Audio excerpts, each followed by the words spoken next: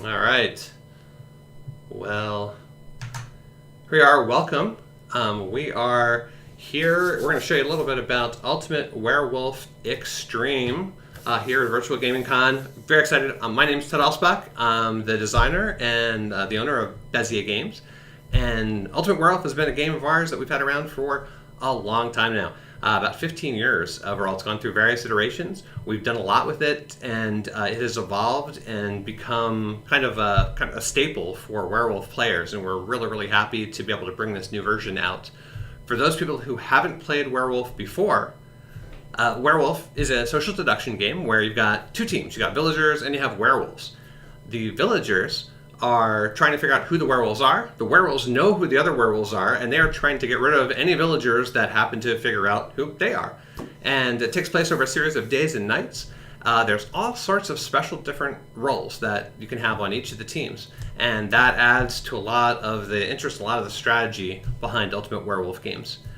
In this new version, we've added more roles. We've refined the rules quite a bit to make the game much more balanced, a little more accessible for newcomers. And then we've added some really, really cool technology, which I'm going to talk about in a bit, that enables the use of a moderator app that no one has ever really done before. It's super, super exciting. So let me go ahead and show you some of the stuff that we have. I'm going to start with the artwork. The artwork that we've done here is absolutely amazing. This shows just some of the characters that are there. These are all going to be on individual cards, and we've gotten some incredibly talented artists working with us on this project. The detail on here is phenomenal. You can't see probably that much detail because you're seeing a lot of different images at this time, but it's really, really good stuff. And let's take a look at one of the cards a little bit in more detail here. How about this? Here's a Huntress card here. I can see that the art, the shading, it's just phenomenal artwork, and these are all custom illustrations that we have for this. And the new style and design of the cards is actually pretty impressive too. Take a look here at here's another card, Sorceress on it, and as we go back and forth between these cards, you might notice some similarities there and some of the things that we've done. So, for instance, there's different backgrounds depending on the team. So it's a slightly darker background for the werewolf team. We've got the red fence post there as opposed to the blue fence post. It's the sort of things you'd expect from Ultimate Werewolf in terms of obvious sorts of changes and things that we've done with the game.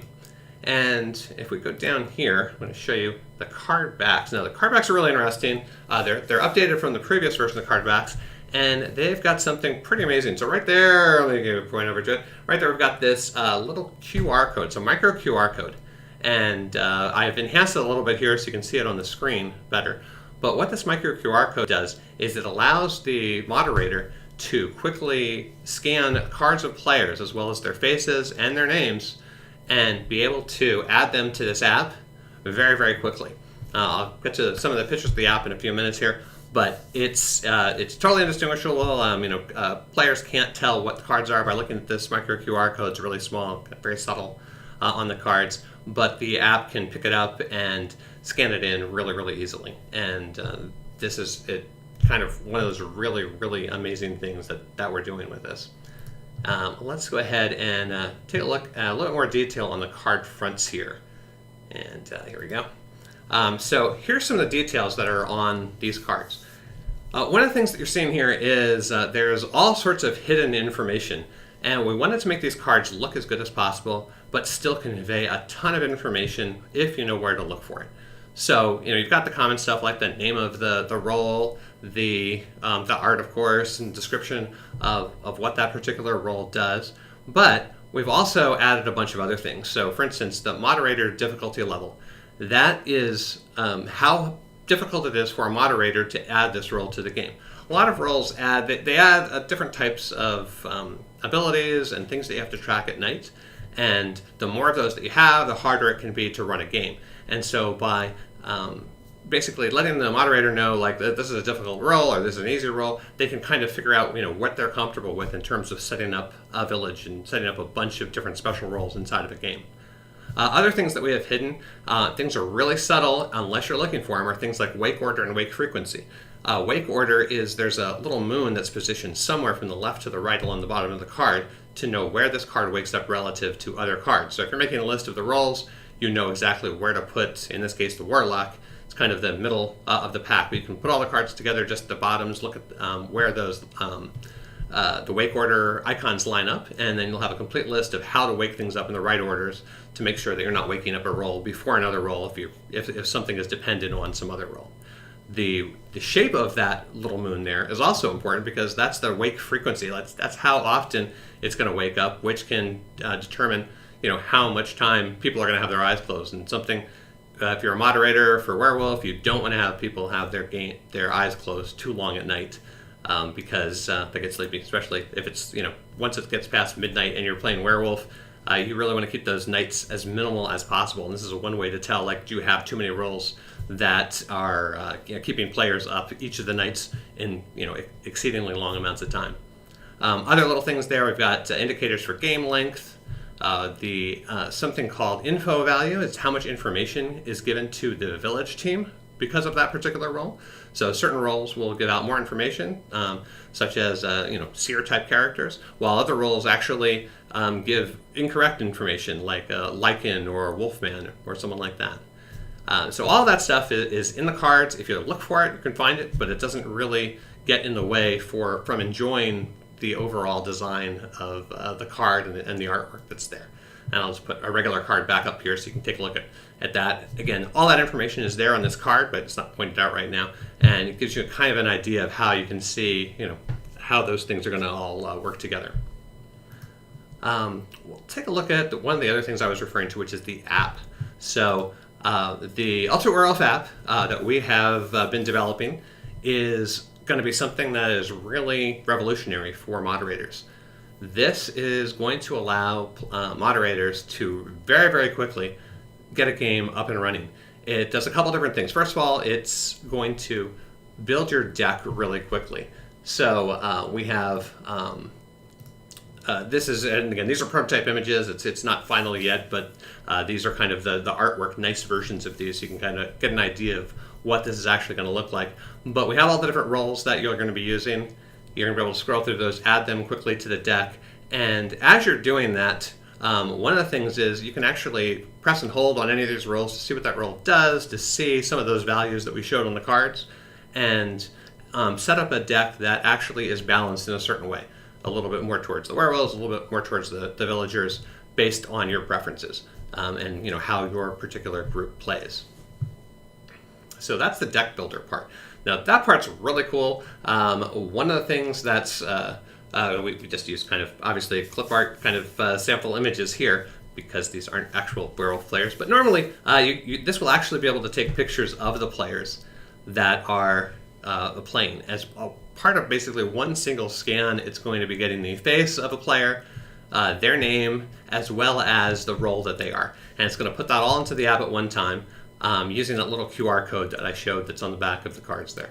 And we'll be able to go around in a circle, and there's only 5 players in this particular image, but the app will work up to 25 players and be able to store them there. It'll track eliminations. It'll track all the different activities that happen at night for all the different roles. It'll provide reminders for the moderator so that they know, the next morning who it is that has been eliminated, anything else that's happened that they need to communicate to everyone, and pretty much all those special abilities that are, inside of the cards. It'll help you track, so you don't have to worry about that. And I'm super, super excited about this because I think for anyone, and I know myself, I've moderated literally thousands of games, and the scariest thing when you're moderating is you make a mistake because there's so many things you're trying to track, and then if you make the wrong mistake, you can wreck the whole game for people. And this is going to help you prevent that and really make the entire setup process go so much faster. Instead of having to write people's names down and write all the roles down, you'll be able to just scan the cards and the people that are playing, and it's going to go really, really quickly. So that's really exciting. So I'm going to go ahead and open it up and take a look at if there's any questions that anyone has about what we're doing here. I see, hey, Alan. Good to see you, Alan. Alan is one of the members of the largest werewolf meetup group in the world, which is the Bay Area meetup group out of San Francisco. And this is where Buzzy Games used to be out of the Bay Area in San Francisco. We're now on the East Coast. But I was privileged to be a part of that group for quite a while. And the guy who runs it, Aaron Newman, is fantastic. And he's actually contributed to this edition of Ultimate Werewolf in a lot of ways. And has added all sorts of amazing features to it. So anyway, Alon is asking if you need to re-enter players who play with the same group game after game. So yes and no. You can. We actually, in our tests so far, we think it's actually going to be faster to do that. So every time you play, to be able to go around very quickly and actually scan all at one time. We have a system. Here's a sample card here. And again, this is you're not going to be able to see it very easily. The QR code here. If I hold the right angle, you might be able to. But basically, holding the QR code and right below your face like this, and actually closer like this so no one else can see it behind you. And we have little name cards that we're going to be providing that you're going to be able to stick here and actually print your name.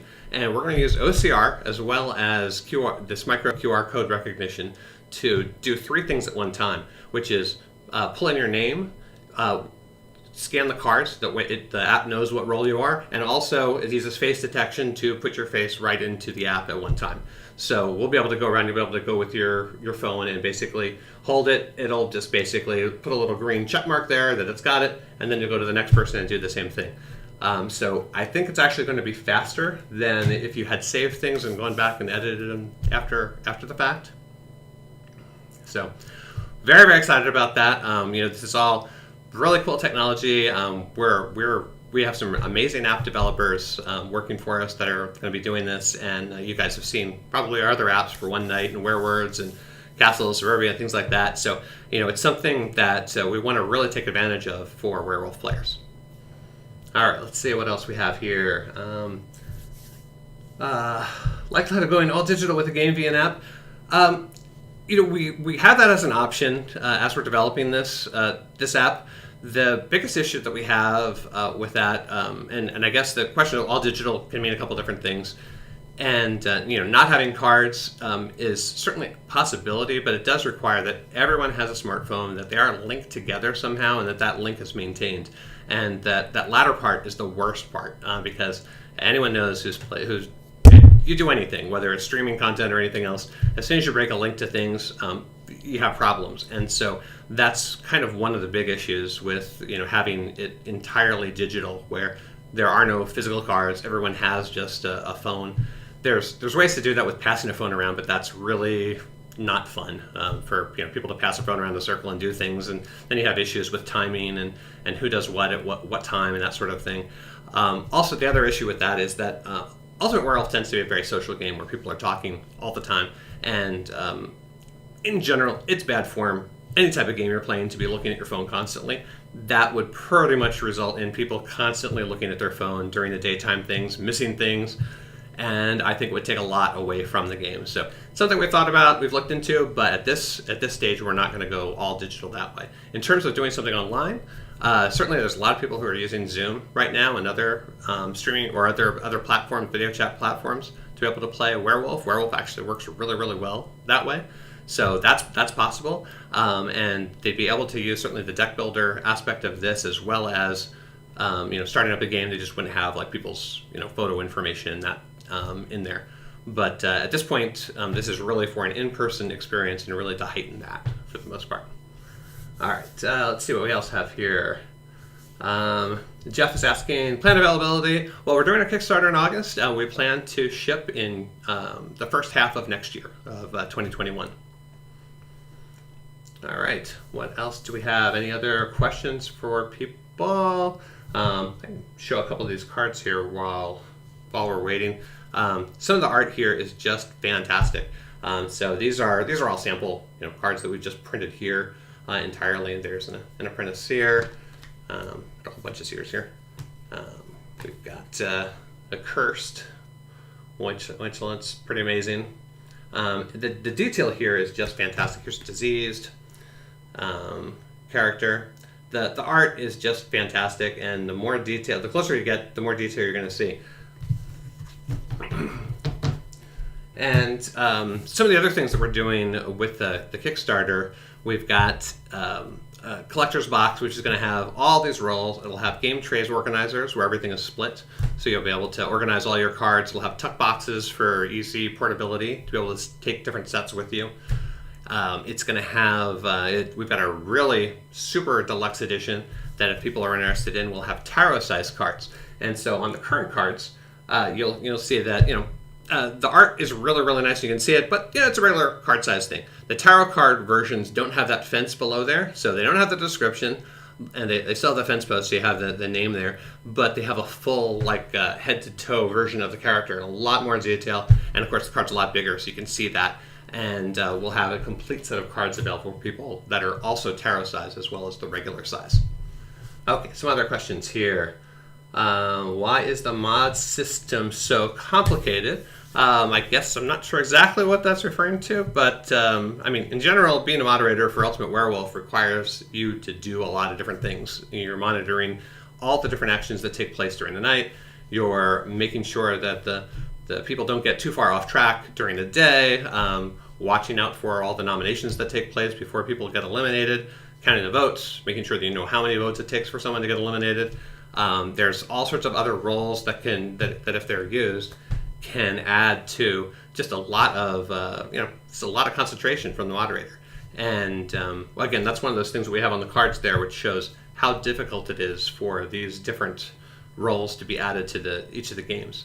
I think if that's your question, like overall moderating, why it's difficult, if you're asking about the app itself is actually not really complicated. The app kind of does all this work. There might be a lot of stuff that you saw there, but the app kind of does everything. You've got a little screen that says, werewolves wake up, and we're going to have Eric Summers doing the narration for it, so you can just play that. The moderator doesn't even need to say anything.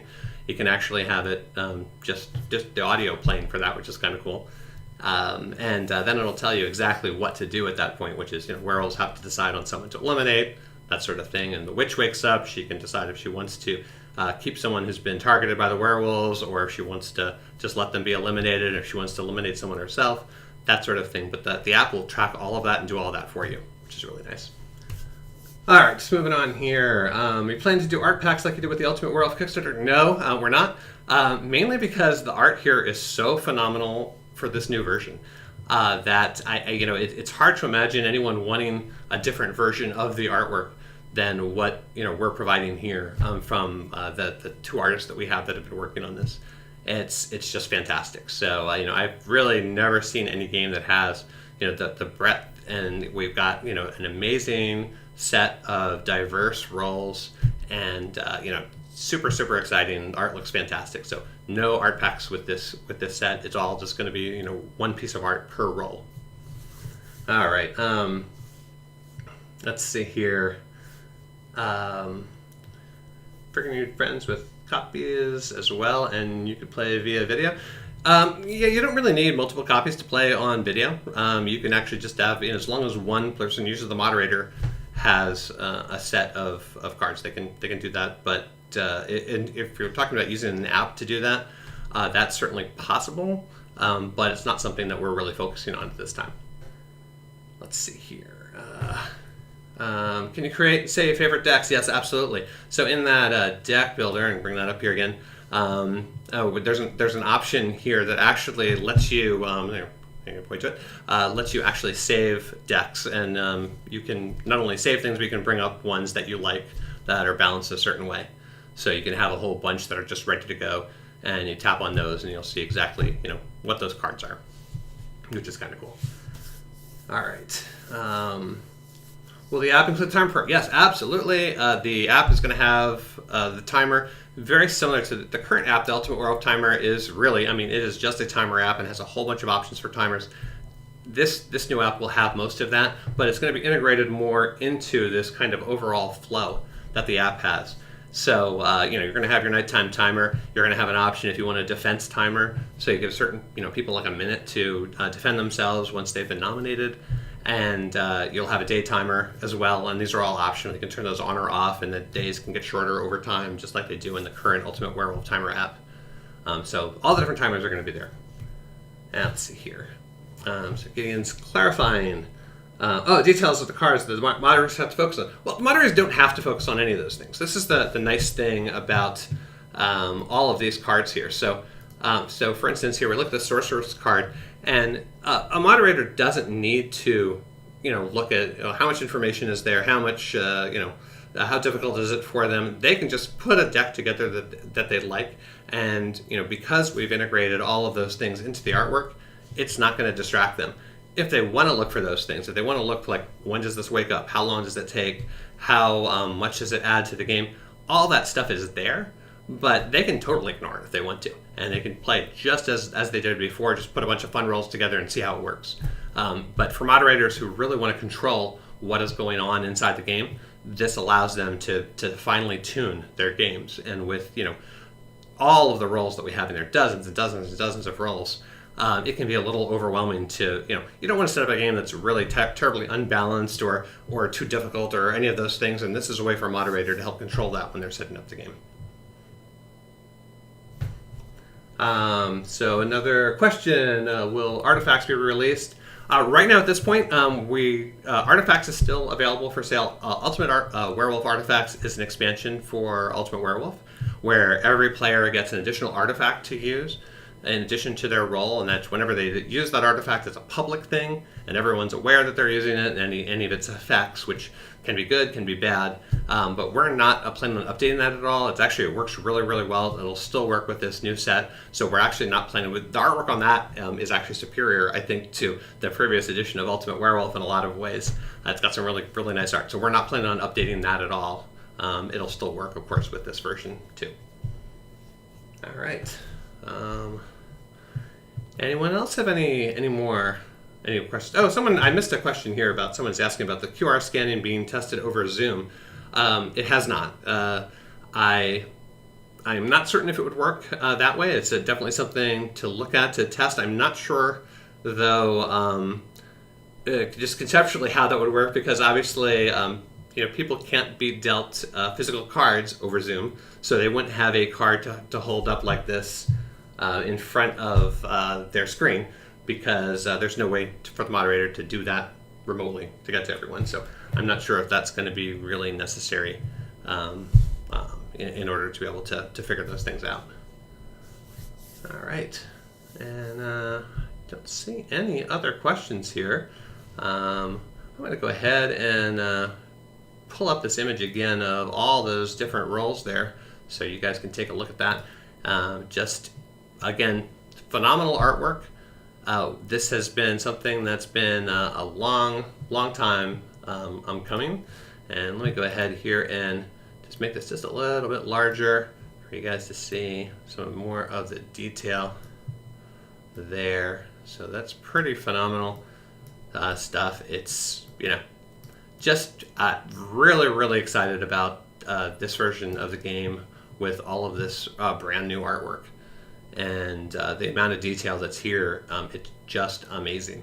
And it just kind of really brings you into, because this a total immersive feel of all of these characters, and there's tons of details in all of them.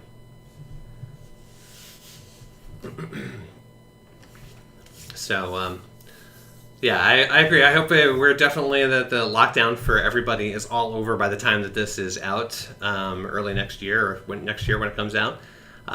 Because it's great to play Werewolf. One of the nice things, of course, about Ultimate Werewolf, unlike tabletop games where you need to be around a board, is you can actually sit, oddly enough, 6 feet apart and play. The biggest issue is if you have too many people, it can be hard to hear over that much distance.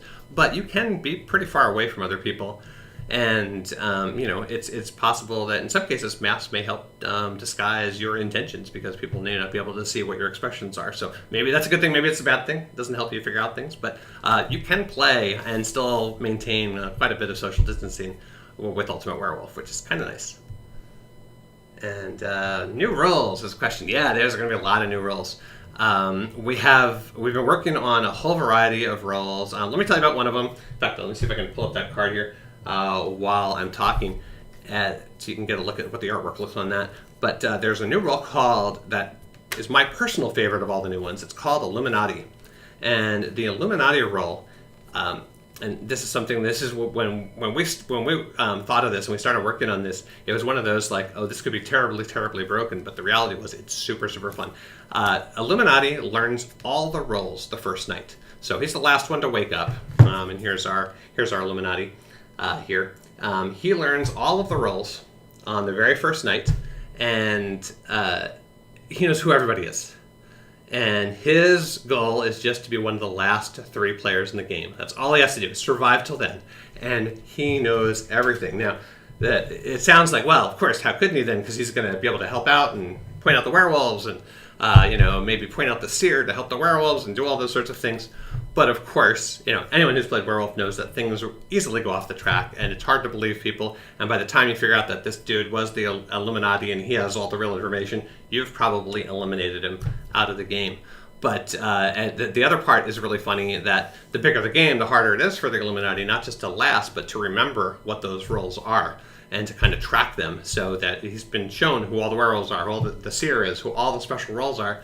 And he knows this, but he's got to remember that and be able to use that going forward. And it's a great, fun role to have. It's a great role that when you know it's out there and someone has that, because everyone is constantly focusing so intently on what everyone is saying, because the Illuminati may be, just dropping a dime on the werewolves, and you really don't know for sure if it's Illuminati or if it's just someone just, thinking it, and you're just trying to parse everything everyone is saying. It just adds so much to the games. It's a lot of fun. So yeah, I'm very excited about that that particular role. So that's something I'm looking forward to. So yes, the question is, does Illuminati get the information once? Yes, that's it, just one time. They are shown a list. Now with the app, it's going to be really easy. They're actually shown the people's faces, and actually that image that I showed before here. Of course, this only has 5 roles on it, but they would actually see that instead of the words where it says Ruth and Baby O and Chewie, it would actually have the roles, the names of the roles for each of those players. So they'd get that, and they'll have about 10-15 seconds to absorb, who is what role, and then after that, that's it. That's all they get to see, and the game is on at that point. So it's up to them to decide what things they actually want to remember and retain, and then of course what to use after that. So. Again, it's kind of one of those things, like when you think about it, you're like, that can't be fair for the Illuminati to know all this stuff. But the reality is, it just makes the game, just that extra thing that just does so much for the game. And like a lot of the roles, like you have no idea like how it's going to turn out until you add it, and then when it's there, it just can totally twist things around, which is kind of cool. Some of the other things actually that are happening, we have what we're calling pro rules.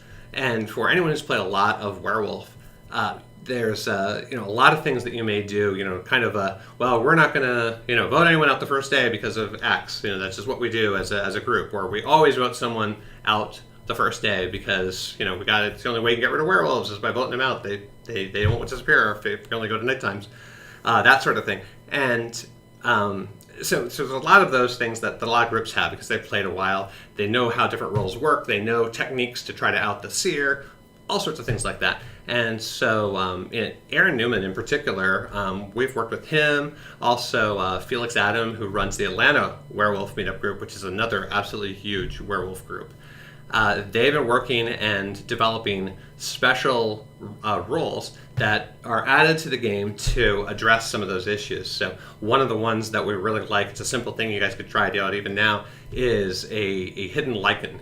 And so there's a Lichen card that's in the game, and there's anyone who's played the game a lot knows there's ways to kind of out the Lichen, or that a Lichen can out themselves pretty easily early on. Most people don't usually do that, but experienced players will. So, but the idea behind a hidden Lichen is that the werewolves, as a group, will pick one player to look like a werewolf to the seer. So that when the seer looks at that player, they'll think they're a werewolf, and the reality is they're one of the other villagers. It can be any role, but they're not actually a werewolf. And because of that, then there's this little uncertainty that happens when the seer is checking every night. They may have the moderator tells them that they found a werewolf, but the reality is they didn't, and they don't know that, and they can't be 100% sure. And so, they really aren't going to want to out themselves, even when they have a couple werewolves found, because one of those werewolves could just still be a regular villager. And, little things like that can really add a lot to the game. Another really fun, extra optional rule that I've been playing with is what's called a judge. And so every once in a while in a game, we'll decide to have a judge. And the judge is nominated on the first day by a majority of the players. And that judge is the one who decides whether a nominated player is eliminated or not. Everything else is the same, except instead of a big group vote, at the end of the day, the judge decides eliminated or not. And anytime, the entire group can go ahead and they can nominate a new judge if they want to, because if they accidentally put a werewolf there, then of course they're in a lot of trouble. But the judge becomes the person, kind of the whole judge and jury sort of thing, where they decide the elimination, but the players have elected them to do that. And the players can take that back at any time, but the judge has this absolute power to, at the end of the day, to say whether a nominated player is eliminated or not. So little things like that can really add to the game, and they're fairly simple to implement in terms of both the moderator and the players. And we have a lot of those that are optional things that can be added to a game to make it even better. All right. So I don't see any more questions here, so I think I'm going to bring this to a close. We're going to have a lot more information over the next several weeks before our Kickstarter goes forward. We're going to show a lot more of the artwork, a lot more of the cards, and a lot more of the app, because that's super exciting. So make sure you check us out at beziagames.com. Follow us on Facebook, Instagram, Twitter, all that stuff. We'll be posting there. We'll be posting here on BGG. And so that's been fantastic. Thank you, everyone, for watching. And hope I get to see you guys all in person at some point soon.